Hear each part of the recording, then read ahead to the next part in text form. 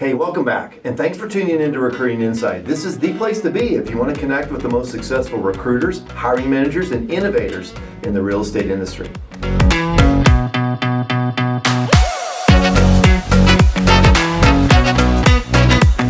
Now, today I'm going to be sharing a great conversation that I had with Stephanie Verderose a few weeks ago.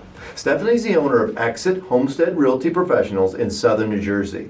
She's a very successful broker owner who has just under 100 agents operating out of 3 offices in her local area. Now, I think you're going to love her story, but not just because she's an amazing recruiter, but also because of the obstacles she had to overcome to reach this level of success, including having to completely restart her brokerage a few years back. It's an incredible story, and it'll give you some surprising insights into how a professional operator grows a brokerage. Now, let's get started. Stephanie, thanks for joining us today. It's really a great privilege to be able to connect with you. You and I have known each other for close to a year now, and I've just been super impressed by what you've built with your company. But I'd like you to let our listeners know a little about your real estate journey. How did you get into real estate? And what are some of the key points along the way that got you where you are? Well, first of all, thanks for having me here today too, Ben. It has been a little bit over a year, I guess, right, already. Since this journey has begun, actually. But in real estate, I've been licensed in the real estate business since 1987. And how I got my license originally is because I wanted to, I was in college. I was literally in college. And back then, we had the old catalogs where you looked up your classes for the upcoming semester. And there was a business class and it was a real estate course and it was the licensing course. So I took it because it was a 5-credit course and I figured I could get done faster. Needless to say, I never realized how much I would love it and decided to get licensed, finished my degree, and just never looked back. Just started selling real estate full time in 1987. I was licensed. In 1992, I started selling real estate full time. Okay. So, and since then, I've been a broker of record and a broker owner since 2004. And I'm on my 2nd franchise now with my brand, and we have just launched another location. So I've literally have 2 office locations now, and it has grown substantially, honestly. Okay. So, and since then, I've been a broker of record and a broker owner since 2004. And I'm on my 2nd franchise now with my brand, and we have just launched another location. So I've literally have 2 office locations now, and it has grown substantially, honestly. Yeah, no, that's you've grown something. It sounds like from scratch to really something that's pretty substantial. Close to 100 agents, 3 locations, as we talked about before. Most brokers, they start small. Right. No one starts with a huge office. Everyone starts small, and the real entrepreneurs and the people who do great in this business take something with seemingly from nothing and turn it into something substantial. But a lot of owners or even agents don't really, they try really hard, but they just never really cross the chasm and get to where you have a sustainable business that builds. What were some of the key things that you did that allowed you to kind of cross that chasm and get to the place where you own a brokerage? So it's a little bit of an interesting story because I do want to share with you that I'm one of those children that grew up in a household with 2 entrepreneurs. So I learned at an early age that if you wanted to make a business grow, you had to put in the work, right? You had to do the details, and every day it was up to you. That saying, if it's to be, it's up to me. Well, that was like put in my brain early on. So I am very active, like when it comes to what the steps are and what the things are you have to do to like grow your business. And I follow systems all the time in order to do that. But I think one of the things, like we had briefly spoke about once before, is when I opened my first office with the franchise and then later had opened the second one, my first office with them started growing so much that we outgrew our space, and I purchased the building next door. So I literally have 2 franchises, but 3 buildings that we work out of. And I started seeing that growth because, I feel like once you start putting things in place and you start doing the daily tasks and you make things become a routine and a habit, that it's almost impossible for the results not to happen, because, the saying is activities equal results, right? So I'm a firm believer in doing those activities, and I do them on a daily basis because honestly, I watched my parents do them on a daily basis. So I always knew that there was a reason why, that you do them. And so I've always stood by that and continue to do that. And the other thing is, like, even in my office, we have, a culture here, and we also have, a platform here where our agents would benefit from other agents coming on board. So the fact of the matter is, when you create that, right, when people see that, it's more of like, an invitation, and you're welcoming them into something because you want to share what it is that you have. It sort of makes what you do every day by just talking about what your business offers and what you can do to help people, and how you can continue to serve and help even your communities and them as well, and how you can show them to do the same thing. I almost think that growing your business starts to become like a labor of love, because I think you love to see the results that other people obtain from the things that you're able to help them do. Absolutely, that's amazing. Yeah. So what I'm hearing is some of the ingredients that are here are obviously a hard work, great systems in place. You have the kind of that hard work was built into you from your family, that entrepreneurial sort of spirit. Nothing seems to go perfectly, from point A to straight up. So there had to be some obstacles along the way. What were some of the obstacles that you hit, ran across, and how'd you overcome them? So one of the obstacles was, and sometimes when you look at these obstacles and you say that, oh my goodness, how am I going to get through this, right? One of my obstacles was, when I started, I had a partnership. My partnership, we dissolved it. So I literally had to push the reset button. I had to start over, started from scratch, and created something that I had worked on for all these years, with other people, of course, and then hit that reset button. And from 2015, just moved forward and basically, started it all over again, which was an obstacle, right? Because you think you have all this momentum and you have this thing going, and then all of a sudden something has changed, right? So you have to, like I said, start over, push the reset button. But, when you look back and when you think about that, they're all learning opportunities, right? It's all learning opportunities. And I'm grateful that it happened, because I wouldn't be where I am today if those types of things didn't form you and build you to be where you are next. So it's the same thing. There's always another opportunity ahead. So you just have to, figure out which direction you want to be, and focus, and do the steps to get there. So, I mean, that will be what I will say is like one of my biggest obstacles that I had to overcome through the years. So, was there any sort of inflection point there? I wouldn't have made it if it wasn't for this. How would you finish that sentence? Absolutely. How I would finish that sentence is, I wouldn't have made it if it wasn't for the support and the people I surround myself with. I truly believe it's those you bring with you. Yeah. I'm very fortunate that I've been able to find the right talent and the right people. And, I have an amazing group of individuals that have grown in my office, that are growing with me. We're all in this together. And it has made a substantial difference. And I truly believe if it wasn't for their support, that's my answer to that. Exactly. Yeah, no, that's a great answer, because I think I can tell it's just reflective of reality, just from what we've connected with in the past. It's about bringing other people behind a common goal, and about a common mission that gets people excited about it, which really leads us to recruiting, right? Because every real estate office in some way, shape, or form is going to be dependent upon recruiting. We can't grow something and scale something unless we have recruiting. So, can you tell me a little about just your overall recruiting philosophy? How do you attack this idea of recruiting, knowing that it's so important to your business? I think a lot of it is, we always say the word recruiting, and I know that you have said it and many people in the past have done it, but I always look at it as attracting, right? Attracting as opposed to recruiting. And a very good friend of mine and a colleague of mine always says that she would go and she would rescue realtors. So, and it's true because sometimes they don't realize that they can bring their business to the next level or, or even maybe change something in the way they're doing business to simplify things for them, even if production isn't what it is they're looking to do. But when you look and you talk to people and you see what it is and you try to figure out what they're missing or what they tell you they're missing and how you can fill that void or help, I think that's huge. I mean, that's definitely the way to do it. So one of the things that I do is, of course, I keep constant in contact with people that I think would be a great fit for my brokerage.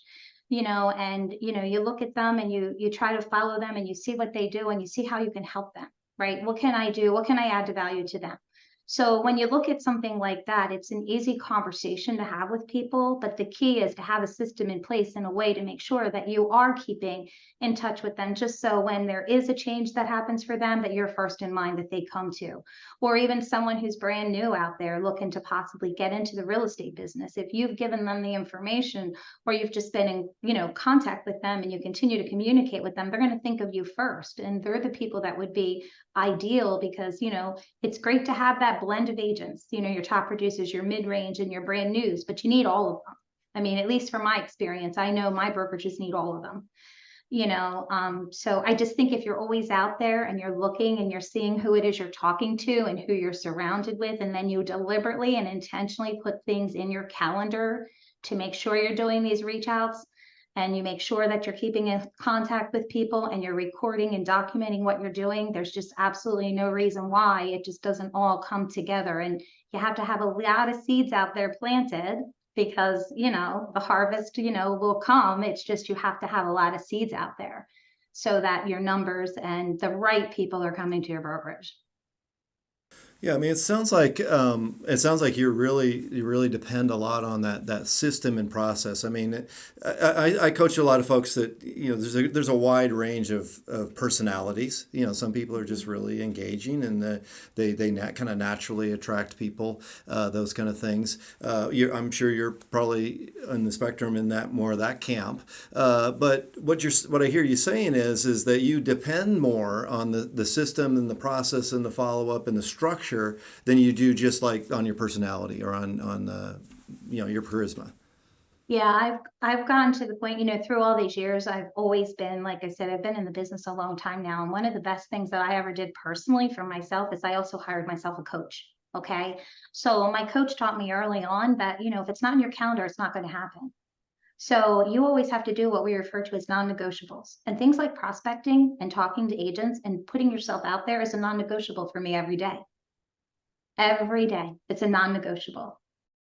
So So even at this stage, that's do you feel a little discomfort around that still? Is this something you have to push yourself to do? everybody says, and I know somebody wrote it, I can't remember exactly who off the top of my mind, but one of my coaches back in the day said to me, eat the frog first. So get it over with, just do it and move forward with your day, right? So, I think every time you pick up that phone or every time you have a conversation with someone, I think you have to like sort of, look at who it is you're talking to and what you do already know or not know about that person, to gear that conversation. Personality definitely does play a big part of it because, you start to learn who your colleagues are, especially if they're existing agents, and who your agents are doing, co-op transactions with and the different things, of ways that you kind of cross their paths just naturally. So I think it's important to know as much as you can about them when you're going to approach them. And I think the more you know, or the more you practice and rehearse, the easier it is every time you have a conversation. Yeah, no, that's true, and I think that that building that it's that elephant in the room until you start doing it, right, and going through it. Let's Yeah. pivot a little bit to follow up. So obviously you're planting a lot of seeds. You're out there talking to a lot of people. You're getting these the prospecting structured so it happens on a very frequent, consistent basis. But then we all have to do follow up. If you meet with an agent today, they aren't going to come to work tomorrow typically. So a couple questions. One is, how long does it typically take, just if you had to average across the board, for an agent to come on board once you meet with them? And then what's kind of your follow-up cadence and strategy and the way that you do it so that you make that hire actually happen? So I really think it depends on obviously the individual when it comes to the time frame. I will tell you that I think if you have a very strong onboarding system in your brokerage, new agents, you can hire them and bring them in on the spot. Like, because you know what a new agent most of the time is looking for, right? They're looking for guidance on how they start their business. What do they need to do to launch their real estate business? How can you help them grow into an entrepreneur in their own, business? So I think when you're hiring new agents, and you should know, like when you meet with them, are they a good fit for my office? Are they willing, ready, and able to learn? Right? Do they actually go by my core values? Do they believe in the same core values that I believe in, that are all over, in my office, that we emphasize every day? So I think when it comes to a brand new agent, if you have the systems in place to help them grow their business as soon as they start with you, I think those are immediate. I mean, most of them, we bring them on within a week. Mid-range people, sometimes they can take a few months, they can take, 30, 60, 90 days. But most of the time, with them, it's a calculated move as well, because a lot of people that are in the business and working the business want to make sure that before they leave a brokerage and come to a brokerage, that their transactions are all in line, right? Because they don't want to, have an issue with like leaving things behind or not being able to bring stuff, with them, or calculate how that transition would happen. And then on those that are, in the top producers, I mean, sometimes I've had one of them that's taken me a couple of years. But eventually they come. If you are following up with them and letting them know what it is that you have to offer and how you can help them. I learned one time, I've learned this once, and this is a very valuable lesson that I learned. I had a top producer that I was working with for many years. We did a lot of co-oping back together in the day when I was very heavy into production. So we always met. We would meet up. We grab lunch every month. We would talk all the time. We'd be sending messages back and forth to each other. Kept in contact repetitively over and over through the years. She made a move to another brokerage. She didn't reach out to me. And I said, I had to call her. I said, oh my God, you need to tell me why you did this. Like, I don't know what made you decide to go this direction. I'm happy for you because you must have found a home, and you must feel that this is where your next step should be to bring your business to where you want to take it. But I need to know, why didn't you reach out to me? She said, well, we talk all the time and we keep in communication all the time, but Stephanie, you never asked me if I ever made a move, would I come join your brokerage? So now I never not ask that question. I always say, if and when the time is ready and you had to make a move in your brokerage, from your existing brokerage, would my brokerage be something that you would consider? Love that line. I never not ask that question. So you say, I'm guessing you say that frequently to there's multiple agents, right? I mean, yeah, that's amazing. Great story. Yeah, only make that mistake once, right? That's it. Once. Yeah, once. So, but it's true. I just think the more, of course, when people are in the business a long time, they have a lot of things that they've already vested into, and they have time in, and they have, other things that they have to take into consideration to make a move. So with the top producers, I do think that it takes obviously a bit longer to have them come over, but it definitely does happen. I mean, we've had entire teams come over. Well, so obviously we're playing the long game with these experienced agents, and long can be a couple months, long can be a couple years. So we need to have a follow-up strategy. Any kind of strategies or things that you've learned in the follow-up process that are just super effective? I love your strategy that you shared with us when we were working on our sessions together too. I love the strategy of sending a text message after every co-op transaction, and, asking them to rate the transaction with your agent, because, you're out there and you want to make sure that everybody's getting the service that you expect them to have, working with your agent. And it's a simple way to respond to them. And all they have to do is send back, what the rate was. And it's an easy conversation to start having with them. But I will tell you that when you reach out to a co-oping agent, a lot of times they're pleasantly surprised to hear from you. And when you say, thank you for working with us and congratulations on the sale, it means a lot to them. And ultimately that's what you're going out there with, all sincerity, to say thank you, because of their hard work and their effort that they put forth, your agent was able to come together at the table and have the win-win for both their clients, right? So it is something that deserves a congratulations, and they need to be appreciated for what they do. And I just think when you share with them that you appreciate what it has brought to your brokerage as well, they really do understand that you're, reaching out them with complete good intentions. Absolutely, yeah. Well, as we wrap up, there's been a lot of changes in the last 18 months or so. With the rising interest rates, the difficult inventory situations. In essence, a downturn. With all the market conditions that are happening, is there anything you see changing on the recruiting side? Of what are you doing things differently? Are you seeing different attitudes among agents? Is this a good time to recruit or not a good time? What's your thoughts on that? I always think it's a good time to recruit. I do. It's just like when you coach and you train agents and you always say, what would one more transaction a month do for you in your business? Right? What would it take to get that one more transaction? It's the same thing when you're a broker. What would that one more agent do to your office? What would it look like monthly for you? What would it look for like if you did one a month? What if you did so many more a month? What if you did 2 or 3 a month? So to me, I always feel that any way you look at that, there's always a good time to recruit. But what I do think is that there are definitely things that have changed. And today, things, I mean, when the interest rates were low, when commission splits weren't so competitive, it was a little bit different than it is today, right? You have to be creative today, and you have to look at each person as an individual, and you have to find what it is, again, that they're looking for and how you can fill that and what you can do to make life easier for them and make them have the results that they're expecting to have. So I do think there's been some changes, because one of the things that we focus on in our office is what it is that we provide.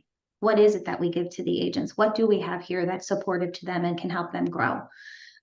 Because I think sometimes people lose that vision. I think they get so wrapped up in production and the numbers that they miss the spot into like, what is it to help? Because you want to build that individual, right? Because when you build the individual, the business comes. So I do think that one of the things that I noticed that we have is we've definitely tailored on what makes us different. What makes us different from everyone else? Why do we have something, that we think is of value to them, and how we can share that with them? So, I always say, splits obviously are important. Compensation in different ways are important to each individual. But the key of it is, for an agent, you want them to be in a producing, thriving environment, because it doesn't matter, what they're doing. If they're not there and they're not thriving and they're not producing, I don't care, what their splits are, they're not making it.